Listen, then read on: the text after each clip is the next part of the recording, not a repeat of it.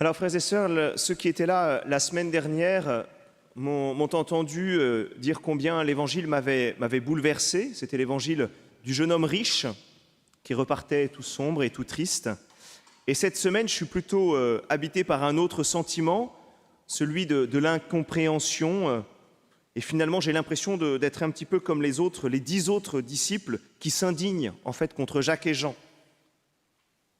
Et non seulement je ne comprends pas l'attitude de Jacques et Jean, et ça m'inspire même une certaine peur.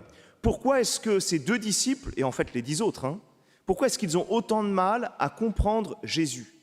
Pourquoi est-ce qu'il y a cette espèce de décalage? Vous voyez, je vous prends par exemple deux mots de l'Évangile. Les deux disciples commencent à dire « donne-nous ». Ils disent à Jésus, voilà, en fait, voilà ce que tu vas faire pour nous, donne-nous. Et à la fin de l'Évangile, c'est quoi? Jésus qui dit « je suis venu donner ma vie ». L'espèce de gouffre, vous voyez, entre les disciples et Jésus. Les disciples qui sont encore dans ce truc, tiens, mais qu'est-ce que je peux récupérer? Et Jésus qui dit « je suis là pour donner ma vie ». Et c'est vrai que, alors que les disciples suivent Jésus déjà depuis 3 ans, comment ça se fait qu'ils ont autant de mal à rentrer dans l'intention du cœur de Jésus? Et du coup, forcément, je me demande si jamais nous-mêmes, nous avons du mal à comprendre la parole du Christ, si l'Église, notre communauté, si moi-même, je n'ai pas tendance à reproduire le comportement des disciples. Alors, on est à la fin de l'évangile de Marc. Les disciples ont déjà eu 3 fois l'annonce de la passion et de la résurrection du Christ. Et voici ce que vient de dire Jésus dans les 3 versets qui précèdent notre évangile de ce soir. « Voici que nous montons à Jérusalem. Le Fils de l'homme sera livré aux grands prêtres et aux scribes. Ils le condamneront à mort, ils le livreront aux nations païennes qui se moqueront de lui, cracheront sur lui, le flagelleront et le tueront. Et 3 jours après, il ressuscitera. » Alors c'est comme si jamais les disciples n'entendaient rien. À cette annonce, leur seule réaction, c'est de demander, ou plutôt d'exiger, une bonne place. C'est comme s'ils disaient à Jésus, « Tu ne peux rien nous refuser, on a quand même tout quitté pour te suivre, il est quand même normal d'avoir une contrepartie, et en plus tu nous parles de catastrophes à venir, alors autant assurer nos arrières. » C'est comme s'ils se coupaient d'une partie de la réalité. Ils ne gardent de la parole de Jésus que la résurrection et qu'un désir de siège prestigieux et de gloire. Ils occultent complètement la mort, les moqueries, les crachats, la flagellation. Finalement, ils n'entendent que ce qu'ils veulent entendre. Ils ne gardent rien de l'appel du Christ à le suivre dans le dénuement et le don total. Alors face à cela, comment ne pas entendre résonner l'apostrophe du prophète Jérémie, « Peuple stupide et sans intelligence, ils ont des yeux et ne voient pas, des oreilles et n'entendent pas. » Et oui, j'ai une certaine peur, j'ai une peur que ça soit notre cas, à chacun d'entre nous, et en tout cas pour moi-même. À la question « Que voulez-vous que je fasse pour vous ?» qui nous montre combien le cœur du Christ reste toujours à l'écoute, ouvert, les disciples répondent à côté de la plaque. Pourtant, ils avaient l'exemple du roi Salomon qui, à la même question, avait répondu « Donne à ton serviteur un cœur attentif pour qu'il sache gouverner ton peuple et discerner le bien et le mal. » Et non, les disciples, eux, répondent « Donne-nous de siéger l'un à ta droite et l'autre à ta gauche dans ta gloire. » Alors essayons ce soir de discerner la confusion des disciples pour y découvrir peut-être nos propres erreurs, peut-être nos tentations, peut-être notre propre chemin de conversion. Il semble que Jésus et ses disciples parlent bien la même langue, et pourtant, il y a une mésentente complète sur le sens des mots. Alors je vais regarder juste 3 mots. Qu'entendons-nous par le mot « siéger » ? Pour Jacques et Jean, c'est la puissance, le pouvoir de décider. Ce sont les hommes qui ont autorité, qui siègent dans les assemblées, dans les grandes cours. Ce sont les hommes politiques, les hommes religieux, les hommes de justice, les puissants de ce monde. Alors il est vrai que Jésus, en un certain sens, siège.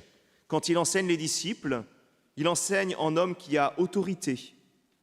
Mais pourtant, que décide-t-il de lui-même? Rien. Quant à siéger à ma droite et à ma gauche, ce n'est pas à moi de l'accorder. Mais surtout, au moment de sa passion, que soit faite non pas ma volonté, mais la tienne. Le Christ, lui, n'a jamais revendiqué une place.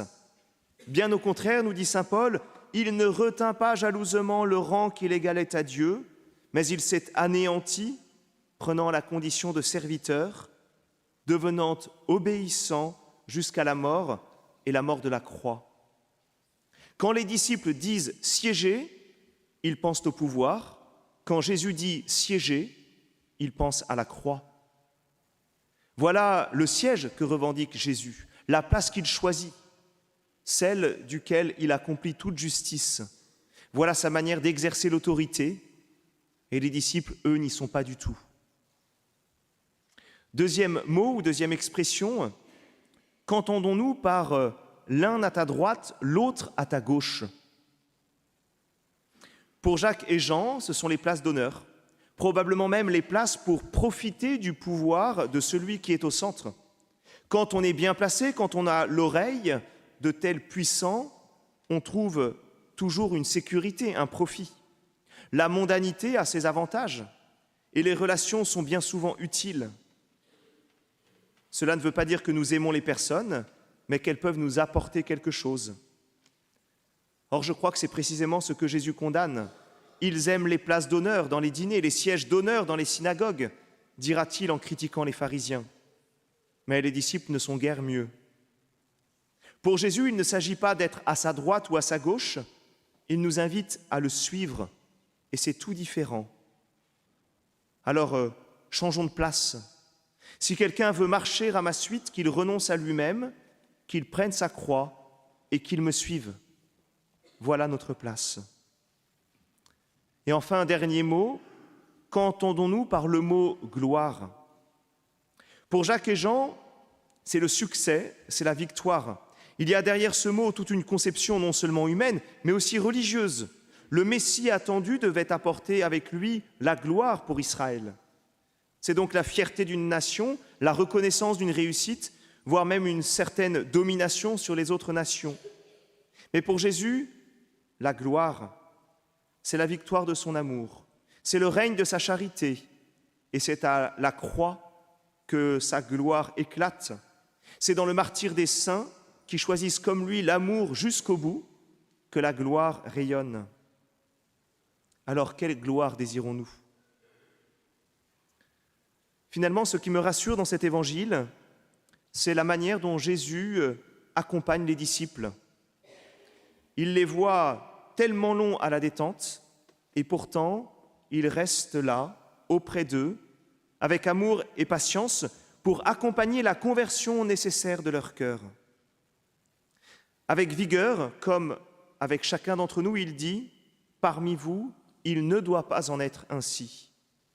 Chez vous, pas de siège de place ou de gloire mondaine. » Jésus accompagne la conversion de ses amis pour qu'ils changent de paradigme, changent de logiciel, changent de référence.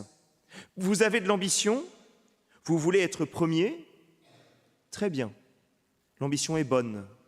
Il faut simplement qu'elle soit placée au bon endroit. Est l'ambition de la charité, est l'ambition de la sainteté. Celui qui veut être parmi vous le premier sera l'esclave de tous. Ce qu'il faut admirer dans cet évangile, c'est donc la manière dont Jésus accompagne ses disciples pour qu'ils vivent, pour qu'ils fassent tout un déplacement intérieur. Au sens propre, il les remet à leur place, c'est-à-dire à la bonne place, celle des disciples du Christ. C'est précisément ce déplacement auquel nous invite ce soir le Christ. Passons de l'ambition du monde à l'ambition chrétienne, de l'ambition orgueilleuse à l'ambition du cœur. Désirons siéger, présider à la charité par notre service. Cherchons la bonne place, celle de la suite du Christ. Et enfin, poursuivons la gloire, celle qui ne se flétrira jamais, celle que l'on conservera pour la vie éternelle, celle de l'amour victorieux qui se vit envers et contre tout, qui se reçoit et se donne dans l'humilité. Amen.